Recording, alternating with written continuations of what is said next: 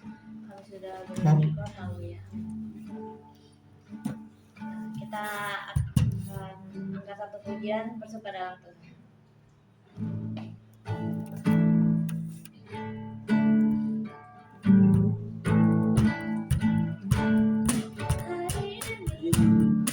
Hari dijadikan Tuhan, mari kita bersuka.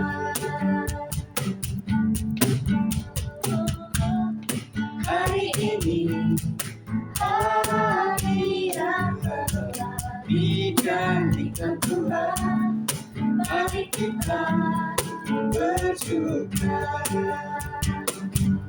Di dalam Tuhan bersuka, di dalam Tuhan bersuka, bersuka dalam Tuhan, mari bersuka, bersuka citalah. Bersuka, bersuka dalam Tuhan, bersuka, bersuka kita.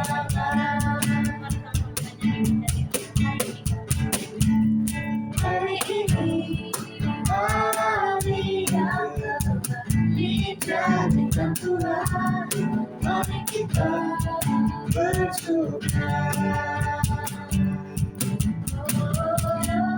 Hari ini hari yang telah dijadikan Tuhan, mari kita bersuka.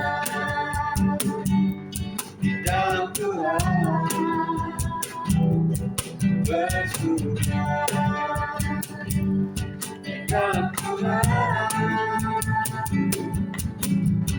bersuka, bersuka dalam Tuhan, mari bersuka, bersuka citalah. Bersuka, bersuka dalam Tuhan, sekarang bersuka, bersuka citalah. Bersuka, bersuka dalam Tuhan, mari bersuka, bersuka citalah. Bersuka, bersuka dalam Tuhan, sekarang bersuka, esok bersuka, bersuka, bersuka citalah.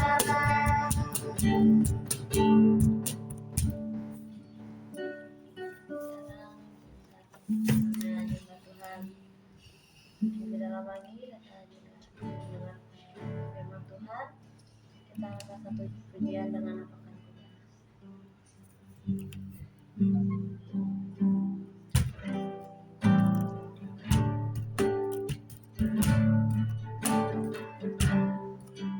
Dengan apa membalas kasih?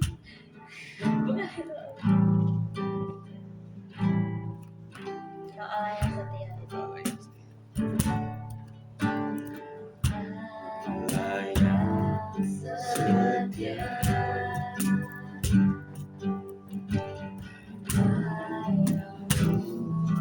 mulia, kasih-Mu besar.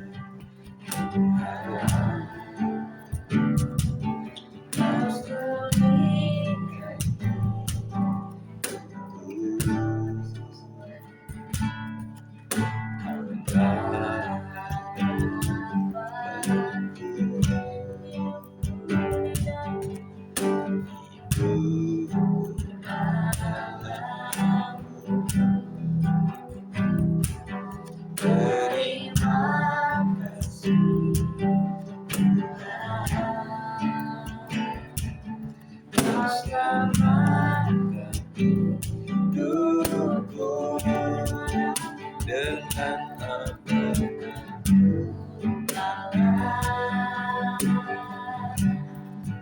segala kebaikanmu.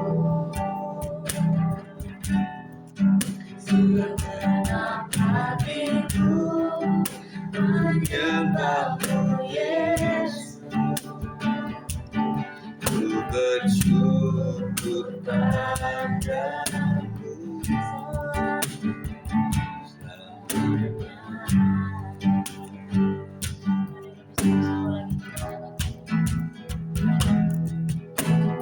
Allah yang setia, Bapa yang mulia, kasih-Mu besar Tuhan, terus pulihkan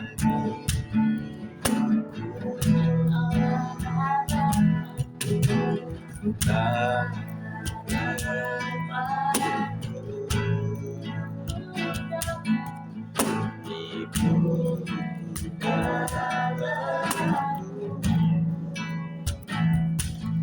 terima kasih Tuhan,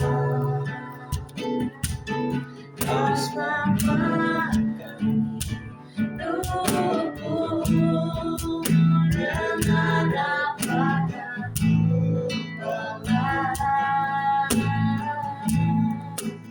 segala kebaikanmu.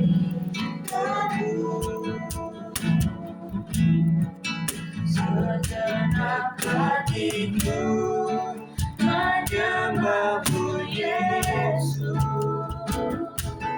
ku bersyukur padamu. Segala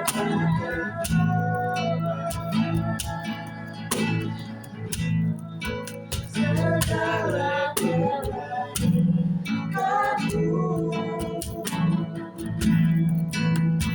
Segenap hatiku menyembahmu Yesus, ku bersyukur padamu dengan apakah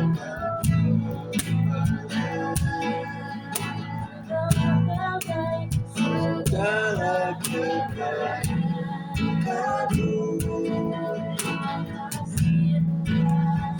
Segenap hatiku menyembahmu Yesus,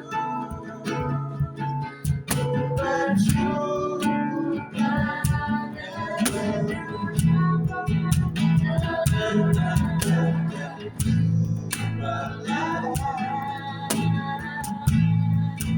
segala kebaikanmu. Segenap hatiku menyembahmu Yesus, ku bersyukur padamu.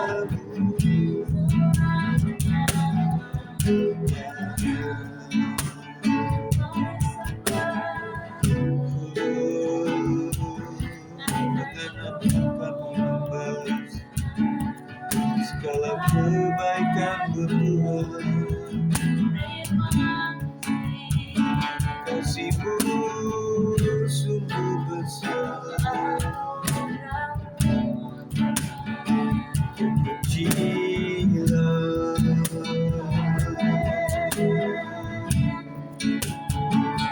Haleluya.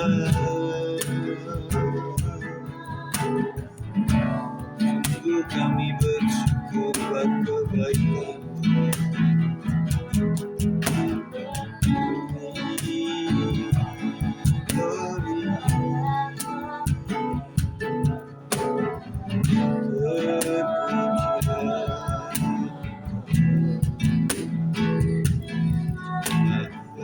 Setiap kali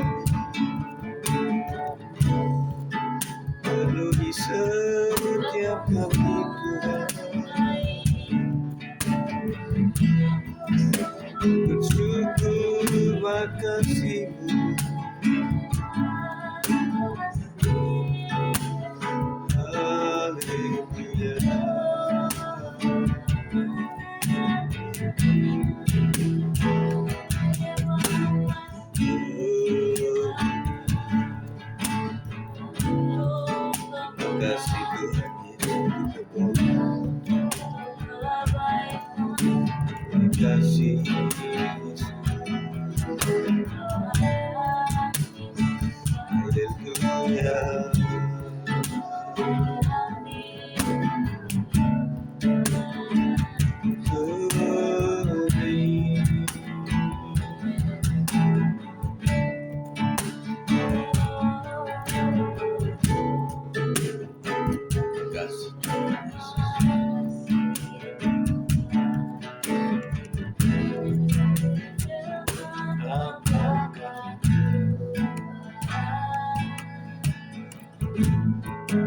Segala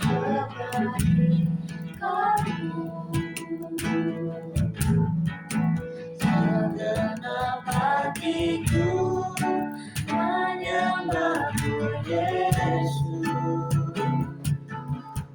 bersyukur padamu.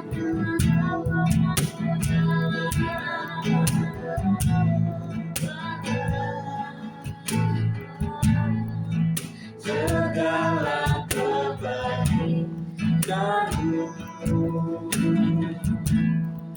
segenap hatiku menyembahmu Yesus,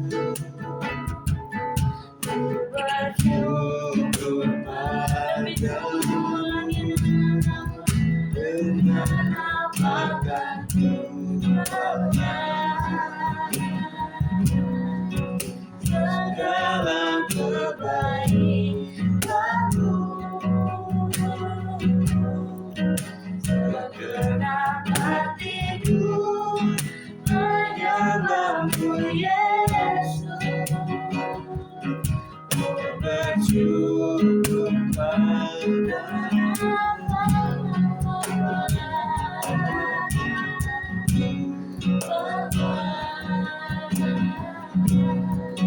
Segala kebaikanmu,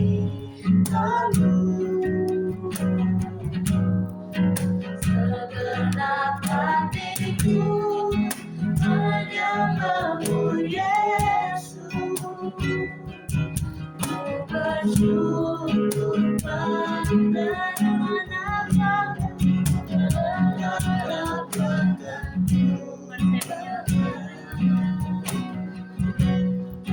Segala kebaikanmu, segenap hatiku menyembahmu Yesus, bersyukur padamu. Dengan apa?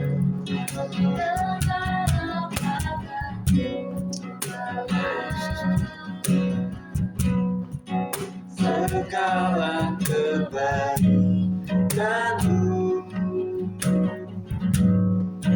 segenap hatiku menyembahmu Yesus, bersyukur padamu. Sekali lagi bersyukur akan Tuhan. Segala kebaikanmu,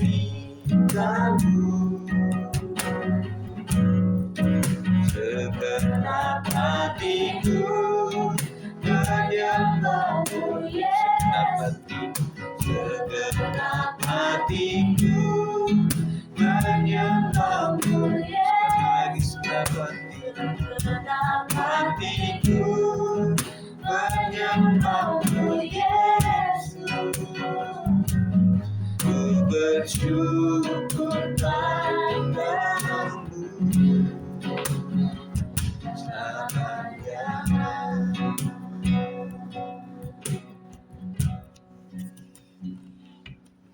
Mari kita akan berdoa. Terima kasih Tuhan, kami selalu mengucap syukur Tuhan, kami boleh ada di tempat ini semua karena anugerah Tuhan, dan kami ingin mensyukuri kebaikan Tuhan. Kami ingin belajar lebih banyak lagi tentang firman Tuhan, tentang Alkitab, dan kami membutuhkan Roh Kudus untuk menjamah setiap pribadi, jamah hamba-Mu ini, dan juga jamah anak-anak kami Tuhan, untuk mereka terbuka hatinya untuk melihat kebenaran firman Tuhan. Segala yang mengganggu dalam bentuk apapun, konsentrasi, rasa capek, lelah, dan apapun dihancurkan dalam nama Yesus Kristus. Kami percaya Tuhan yang memberikan kebenaran kepada kami. Terima kasih.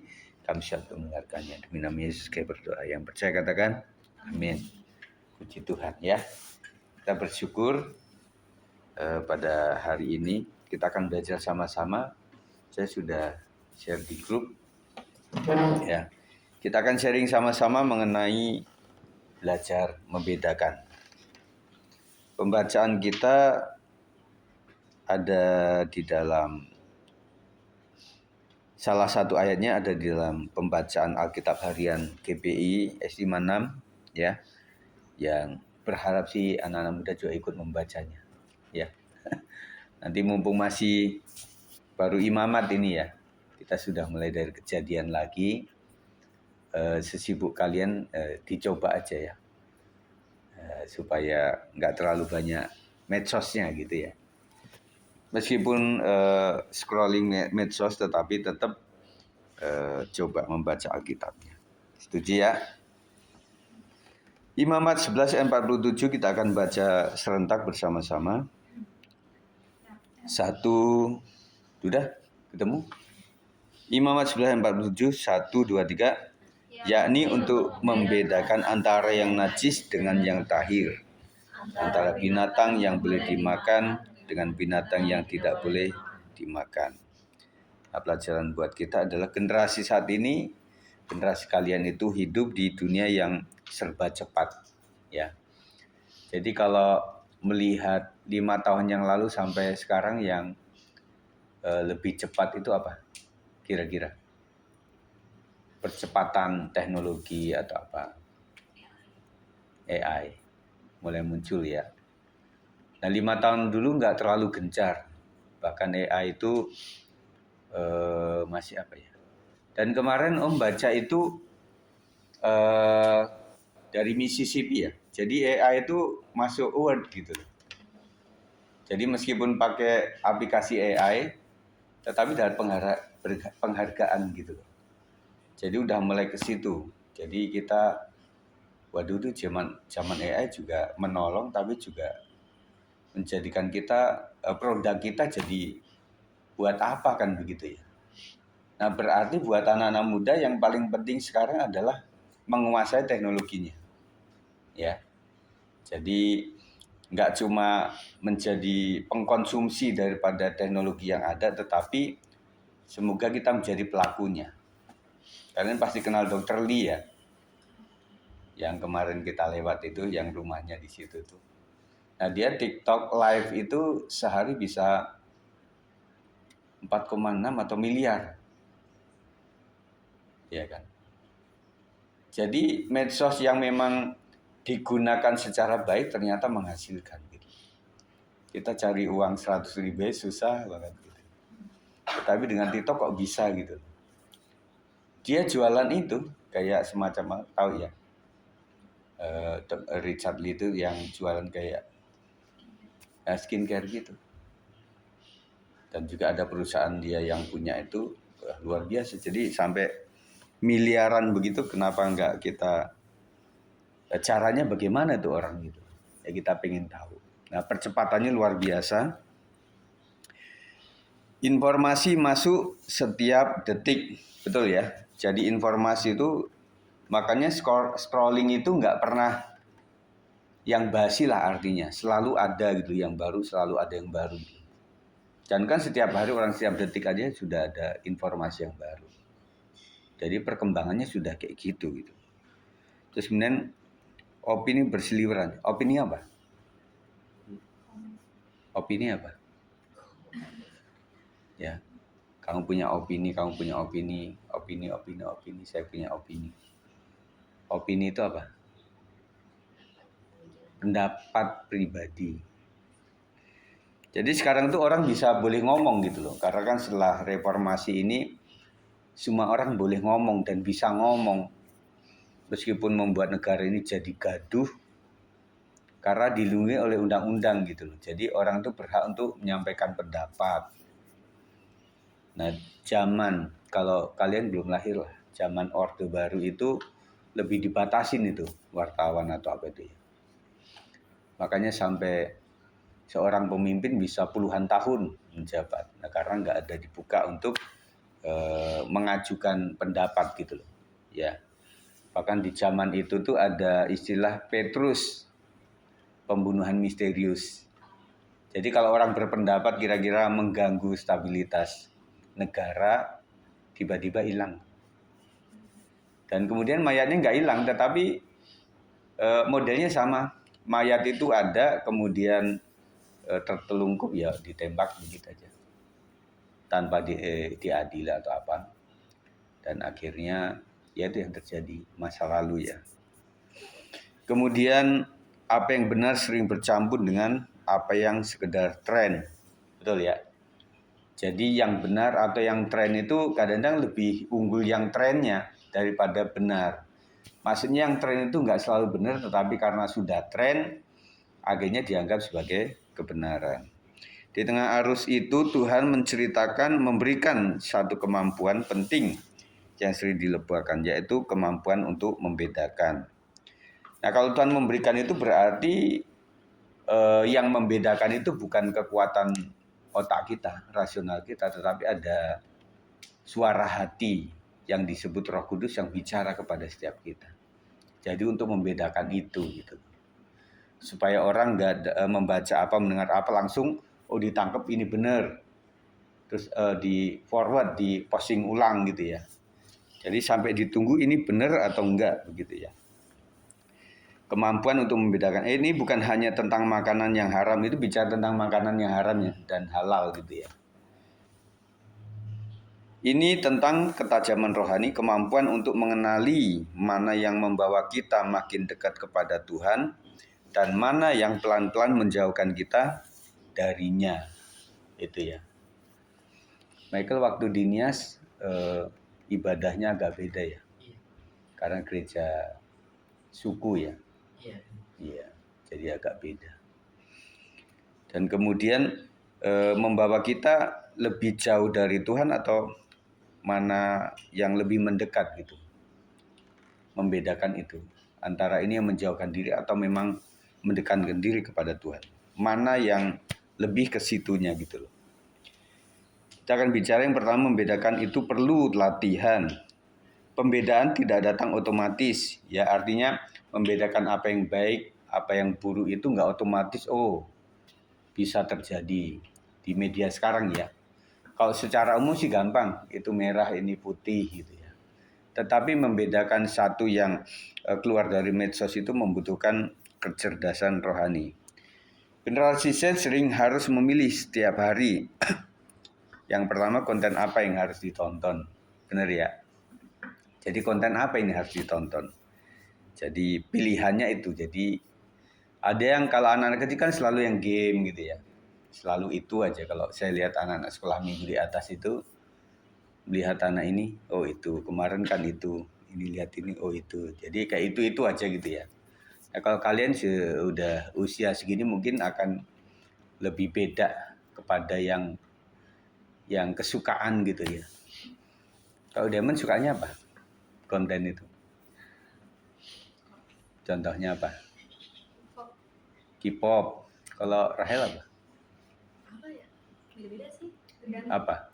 Oh, setiap hari beda maksudnya. Iya, kontennya beda-beda. Tergantung apa Rahel? FVP.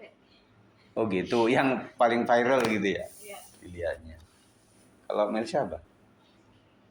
Cantik. Cantikan. Oh, Jason apa? Yang kamu suka lihat apa? Karena nggak pernah saya nonton dia nih apa yang dia lihat. Konten. Masa depan. Hah? Future kan. Lebih ke masa depan. Konten apa itu? Nggak tahu. Apa pengen lihat?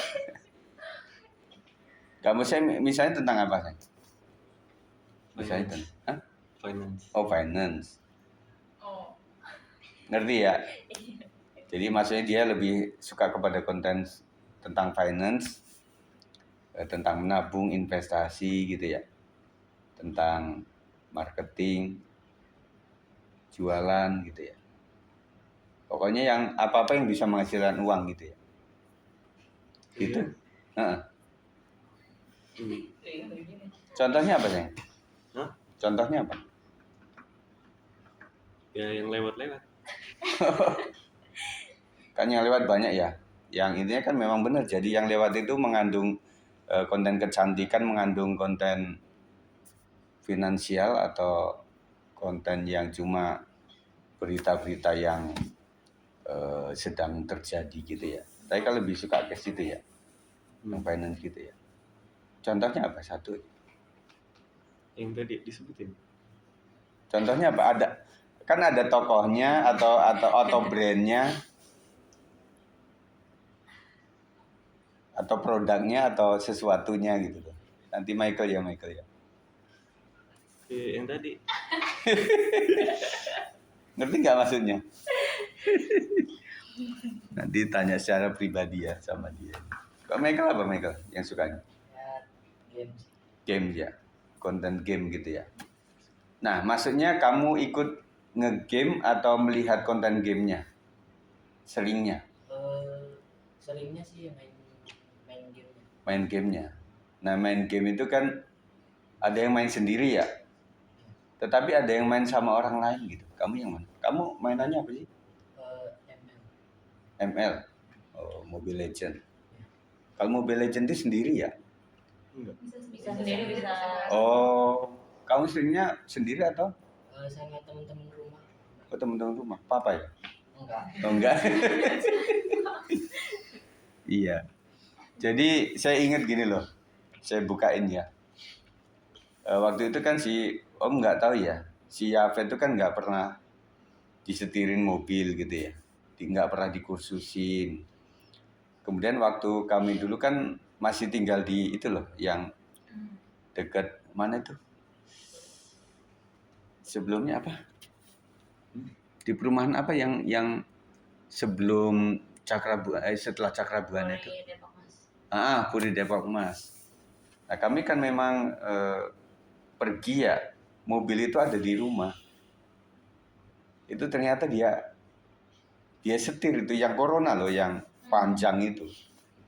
Nah kami nggak curiga karena kok setiap pulang itu memang ngeparkirinya tuh ngepas lagi kayak kemarin gitu. Nah lama-lama ketahuan. Jadi kita tanya, kamu belajar dari mana? Dari game itu, game nyetir mobil. Ngerti ya? Iya. Jadi dari situ ternyata dia punya feeling gitu loh. Oh nyetir tuh gini, terus kemudian pedal gasnya kan kerasa ya itu ya. Nah ternyata dari situ.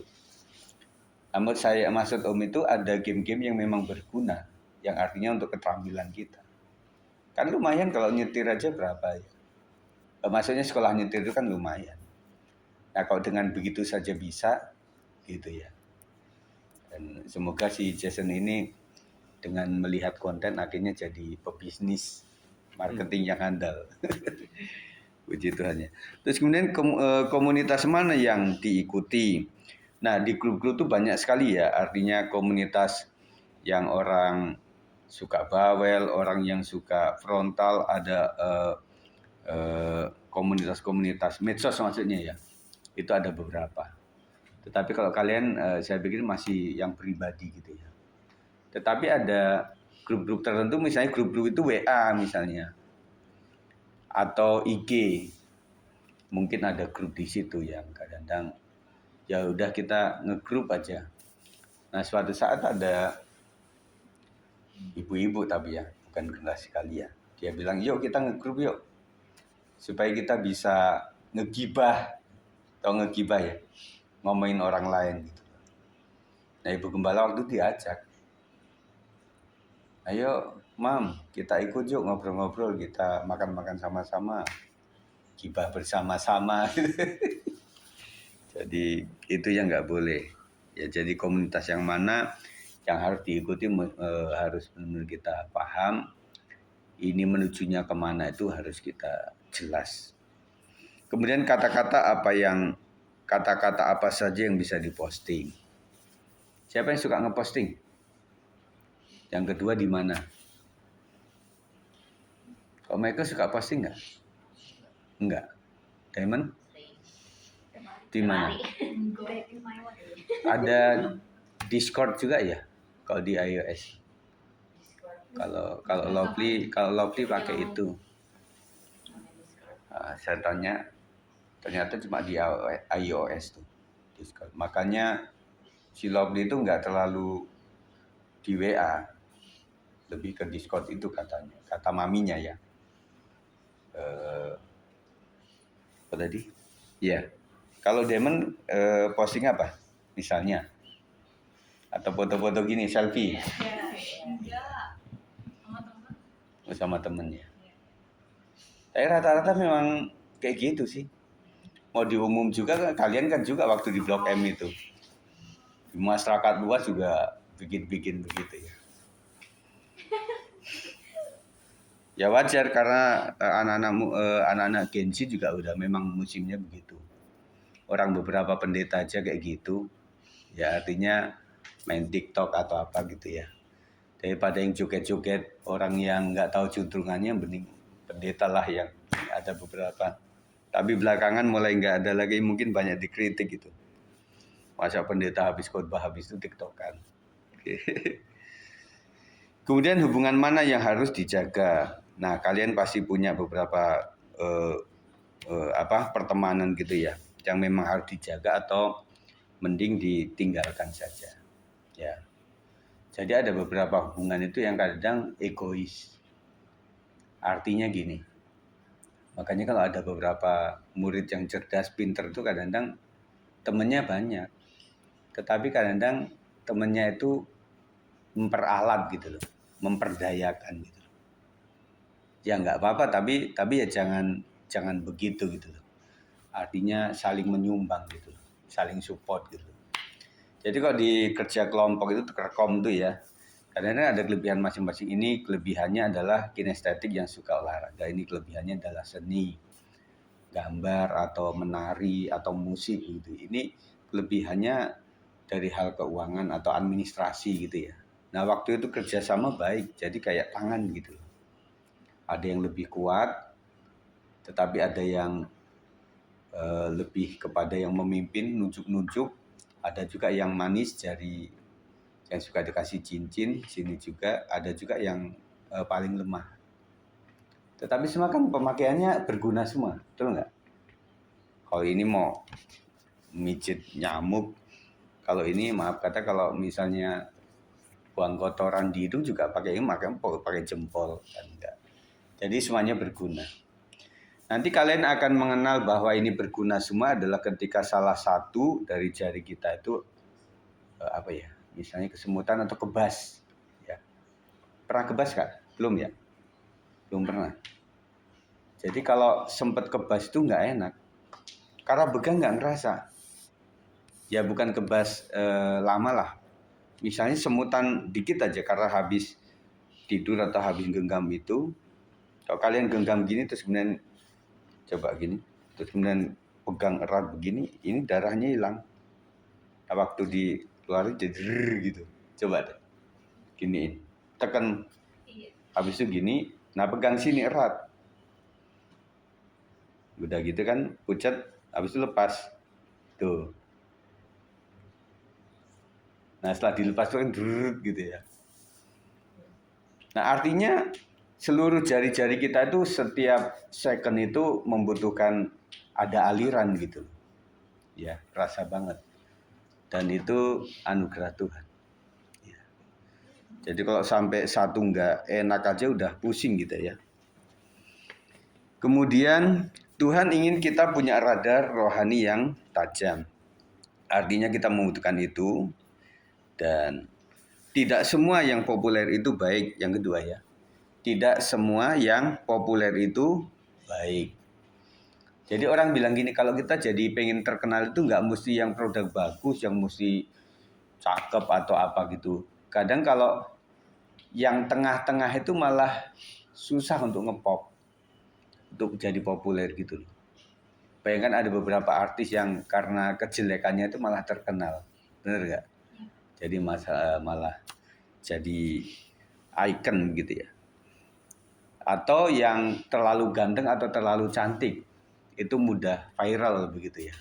Tetapi kalau tengah-tengah itu kadang-kadang mau populer yang mana ya, gitu loh, jadi susah ya.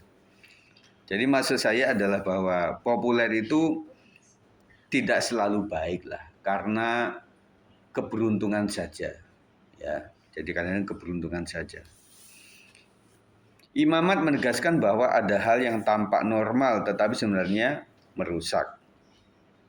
Itu banyak di medsos yang kayaknya normal-normal saja, tetapi ternyata merusak. Gitu ya. Jadi itu yang kita harus hati-hati. Demikian juga banyak hal viral yang kelihatan aman, padahal perlahan mengikis hati, mengikis identitas dan iman kita. Kita ikuti yang viral gitu ya. Jadi kadang-kadang tokoh idola gitu ya. Jadi ada orang mengatakan kita mencontoh seseorang idola, mencontoh itu nggak pernah jadi nomor satu. Mencontoh itu pasti setelah nomor satu. Apapun persisnya, yang ori itu lebih bagus begitu loh. Makanya buat anak muda itu jadilah diri sendiri.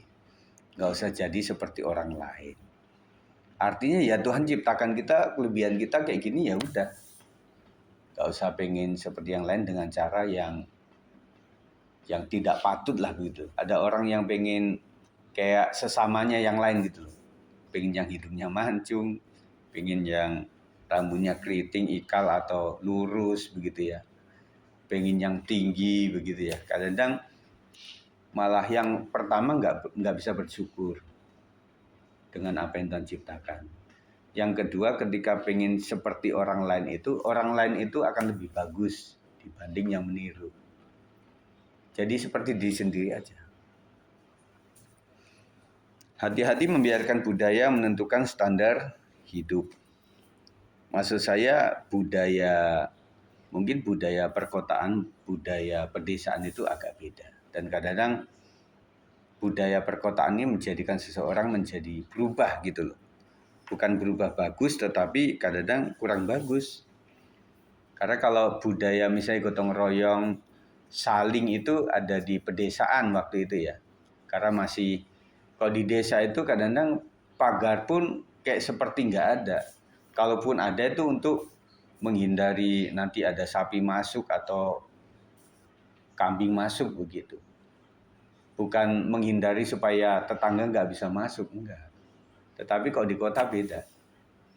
Jadi fungsinya itu nggak cuma untuk maling nggak masuk, tetapi kadang tetangga jangan sampai masuk gitu. Bukan berarti maling, tetapi untuk bertetangga pun terbatas gitu. Yang kedua memang kalau orang di kota itu yang aktif kerja ya, kadang-kadang kan dini hari udah pergi tuh. Ya, habis itu ketemunya kan orang-orang kantor. Nah, waktu sudah pulang itu kan sudah malam. Udah capek, tidur. Gak bisa bertetangga lagi, gak bisa ngobrol gitu loh. Nah, saya itu pagi-pagi bangun kayak gitu dan circle-nya kayak gitu terus. Akhirnya suatu saat ada rumah yang misalnya kerampokan atau ada yang sakit gitu, tetangga nggak tahu. Taunya tetangga itu dari lampu, betul ya. Kalau lampunya nyala, oh pasti ada orangnya. Kalau lampunya udah sore nggak nyala, ini kayaknya orangnya pergi. Gitu. Nah, teknologi yang sekarang itu sudah bagus dengan lampu yang waktu gelap itu nyala sendiri, gitu ya. Kita dipanggil bukan untuk populer, tetapi untuk berbeda dan berdampak. Jadi populer bisa, tetapi kalau nggak berdampak dan nggak berguna bagi orang lain, ngapain gitu ya. Yang ketiga, membawa hidup yang lebih tenang. Ketika kita mulai tahu mana yang harus diterima dan mana yang harus ditolak, hidup jadi lebih jernih, pikiran lebih tenang. Ya. Kemudian keputusan lebih tepat, relasi lebih sehat, dan iman lebih kuat. Ya ulangi, ketika kita mulai tahu mana yang harus diterima dan mana yang harus ditolak, hidup kita lebih simpel. Saya sebut simplicity of life gitu. Jadi sederhana, bahagia itu sederhana. Benar nggak ya? Ada pernah kalian baca itu kan, bahagia itu sederhana. Jadi bisa ngumpul bareng aja udah seneng gitu. Ya. Banyak orang itu kadang-kadang cari kesenangan tuh sampai keluar negeri. Ya kalau punya duit silahkan gitu loh. Kadang-kadang ke gunung, kadang-kadang ke tempat-tempat yang kayaknya bikin bahagia gitu loh. Jadi ada orang mengatakan yang membuat bahagia itu bukan kemana kamu pergi, tetapi yang membuat bahagia itu bersama siapa kamu pergi. Benar nggak? Jadi tempat yang indah-indah kalau kita misalnya ditemenin orang yang bawel, orang yang nggak bertahan gitu ya. Nah saya pikir malah nggak sejahtera, nggak enak gitu ya.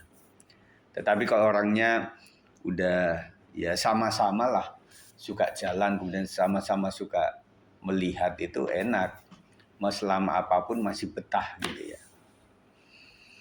Kemudian pikiran itu lebih tenang, keputusan lebih tepat, dan relasi lebih sehat, dan iman akan lebih kuat.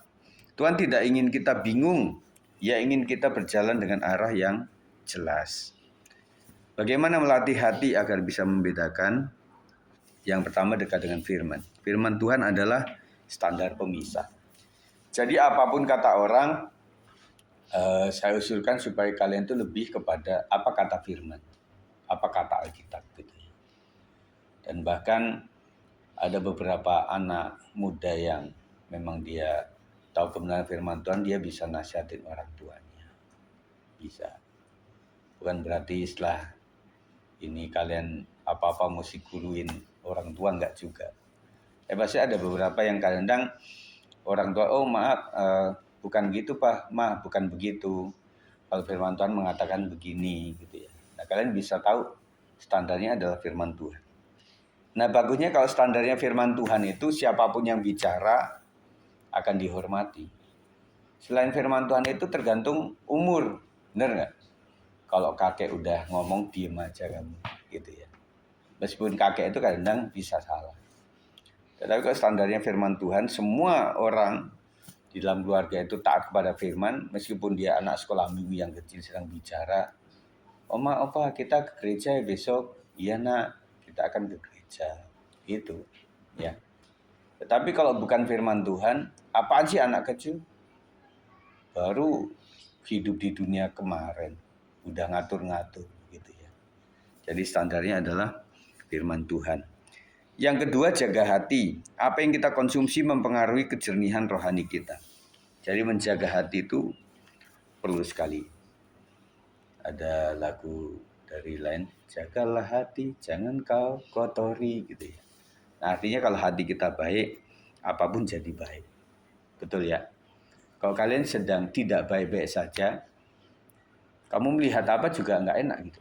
Masih melihat cicak ya jadi kayak musuh, padahal cicak berantem sendiri. Kita lihat anjing, kita tendangin karena ya nggak ada hubungan sama kita. Kita mau jalan kemudian ada kursi yang ganggu kita, kita balikin ya gitu karena hatinya sedang tidak baik. Tetapi kalau hatinya baik itu kayaknya apa-apa menjadi baik, makanan apapun menjadi enak.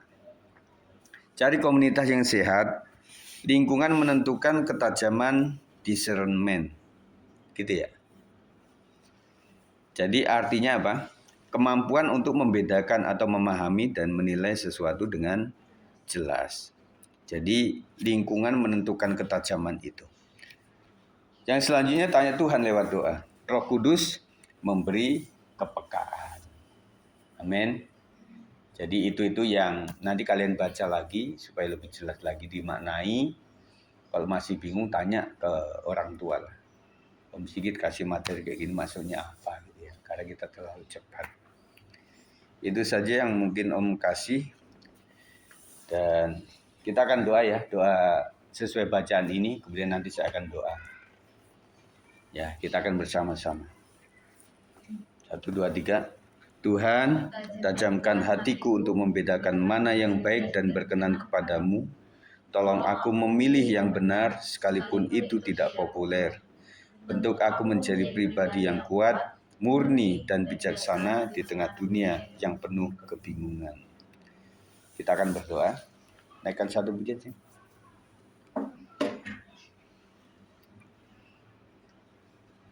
Dan naikkan pujian Kau Allah yang setia lagi.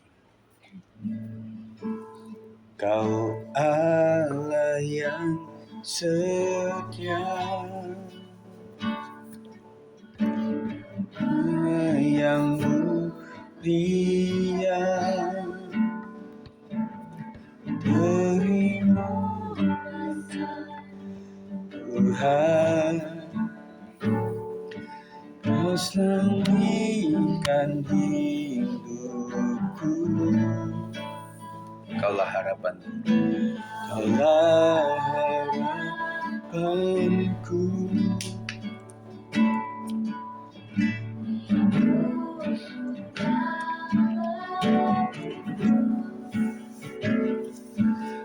Terima kasih Tuhan,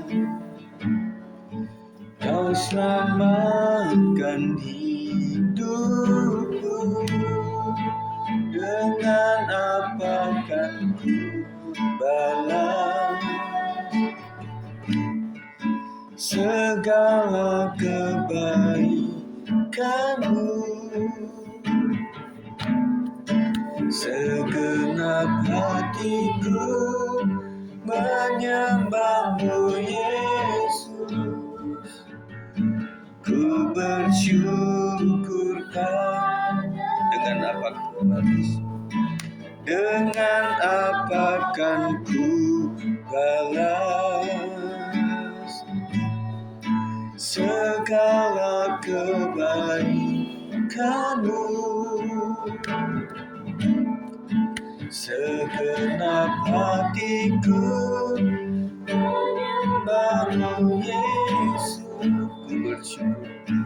Ku bersyukur padamu selamanya. Terima kasih Tuhan Yesus, kami mengucap syukur untuk firman Tuhan ini. Jadikan kami menjadi anak-anak gensi yang memiliki hikmat marifat daripada Tuhan. Ajarkan kami mendekat kepada Tuhan, supaya kami bisa membedakan mana yang baik, mana yang jahat, mana yang buruk Tuhan. Sehingga kami memilih yang baik, yang lurus sesuai dengan kehendak Tuhan. Berikan hikmat pada kami Tuhan untuk menelitikan sesuatu yang baik, bisa lebih kepada konten-konten yang berguna bagi masa depan kami, bagi kehidupan kami, bagi pengembangan kepribadian kami, talenta yang Tuhan berikan. Dan bila Tuhan kami tidak diperalat oleh medsos, tetapi menggunakan medsos untuk sesuatu yang baik Tuhan. Banyak perkara yang baik di medsos itu Tuhan, supaya kami bisa menggunakannya dengan baik, produktif, dan tidak cuma membuang-buang waktu saja Tuhan. Berikan hikmat kepada Michael, kepada Diamond, kepada Rahel, kepada Melsa, dan juga anak kami Jason Tuhan, supaya apa yang mereka pahami dan juga apa yang mereka ikuti dalam konten-konten media sosial sungguh berguna bagi mereka. Tuhan memberkati mereka ini Tuhan, dan juga para orang tua mereka untuk mendidik mereka dengan baik. Terima kasih, kami mengucap syukur dan kami memberikan doa ini kepada Tuhan. Haleluya. Amin.